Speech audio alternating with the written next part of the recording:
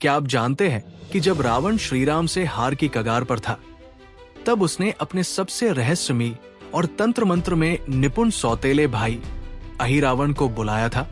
अहिरावण कोई साधारण राक्षस नहीं था। वह पाताल लोक का शक्तिशाली राजा था, जिसने ऐसी सिद्धियां प्राप्त कर ली थी कि वो किसी को भी अपने वश में कर सकता था।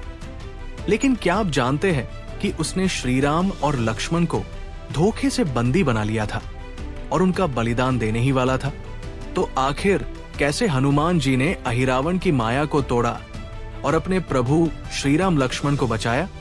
ये कहानी रामायण के उन छिपे हुए रहस्यों में से एक है जिसे बहुत कम लोग जानते हैं।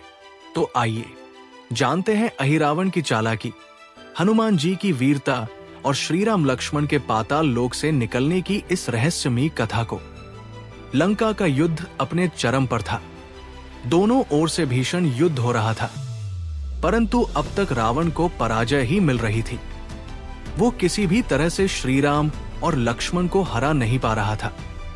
हार की कगार पर खड़े रावण ने अपने मायावी सौतेले भाई अहिरावण को याद किया, जो पाताल लोक का राजा था और तंत्र मंत्र व छलबल में अद्वितीय था।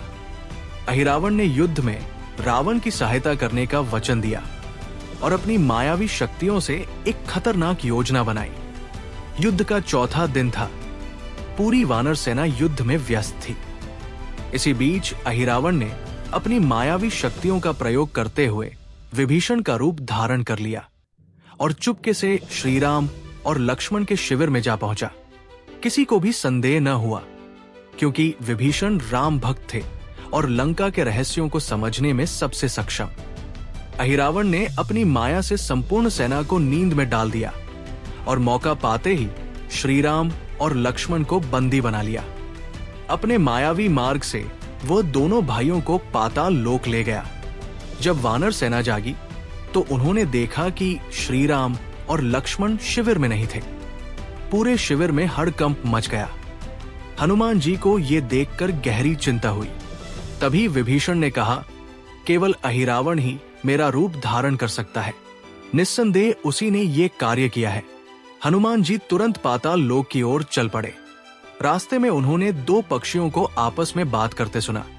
आज रात अहिरावण मां भवानी को प्रसन्न करने के लिए दो मानवों की बलि देने वाला है। ये सुनते ही हनुमान जी को समझ आ गया कि श्रीराम और लक्ष्मण खतरे में हैं। जब हनुमान जी पाताल लोक पहुंचे तो वहां एक वीर योद्धा रास्ता रोककर खड़ा था। ये योद्धा कोई और नहीं बल्कि मकरध्वज था, जो स्वयं हनुमान जी का पुत्र था। मान्यता है कि जब हनुमान जी समुद्र पार कर रहे थे, तब उनके पसीने की एक बूंद समुद्र में गिर गई थी, जिससे मकरध्वज का जन्म हुआ था। वो पाताल लोक का रक्षक बन गया था। मकरध्वज ने हनुमान जी को रोकते हुए कहा, हे महाबली, मैं आपको आगे नहीं जाने दूंगा। हनुमान जी और मकरध्वज के बीच भयंकर युद्ध हुआ, लेकिन अंततः हनुमान जी ने उसे पराजित कर दिया और उसे बांध दिया। अब हनुमान जी पाताल लोक के अंदर प्रवेश कर गए। हनुमान जी ने अहिरावण के गुप्त स्थान पर पहुंचकर देखा कि अहिरावण एक विशाल यज्ञ मंडप में बैठा था और श्रीराम लक्ष्मण को देवी महाकाली के समक्ष बलि चढ़ाने की तैयारी कर रहा था। हनुमान जी ने यह भी देखा कि 5 दीपक 5 अलग अलग दिशाओं में जल रहे थे। विभीषण ने पहले ही बताया था कि जब तक ये दीपक जलते रहेंगे, तब तक अहिरावण अजय रहेगा। इन 5 दीपकों को एक साथ बुझाना जरूरी था। हनुमान जी ने तुरंत पंचमुखी रूप धारण किया। पहला हयग्रीव मुख उत्तर दिशा का दीपक बुझाने के लिए, दूसरा नरसिंह मुख दक्षिण दिशा का दीपक बुझाने के लिए, तीसरा वराह मुख पश्चिम दिशा का दीपक बुझाने के लिए, चौथा गरुड़ मुख पूर्व दिशा का दीपक बुझाने के लिए, पांचवा आदि मुख हनुमान मुख आकाश में स्थित दीपक बुझाने के लिए। एक ही क्षण में हनुमान जी ने अपनी 5 दिशाओं में मुख फैलाकर दीपकों को बुझा दिया। अहिरावण की सारी शक्ति नष्ट हो गई और वो कमजोर पड़ गया। फिर हनुमान जी ने अपनी गदा से अहिरावण का संहार कर दिया। हनुमान जी ने तुरंत श्रीराम और लक्ष्मण को मुक्त कराया और उन्हें पाताल लोक से सुरक्षित लंका के युद्ध क्षेत्र में ले आए। पूरी वानर सेना ने जय श्री राम, जय हनुमान का जय घोष किया। अहिरावण की मृत्यु से रावण की शक्ति और भी कमजोर पड़ गई और अंततः कुछ दिनों बाद श्रीराम ने रावण का भी अंत कर दिया।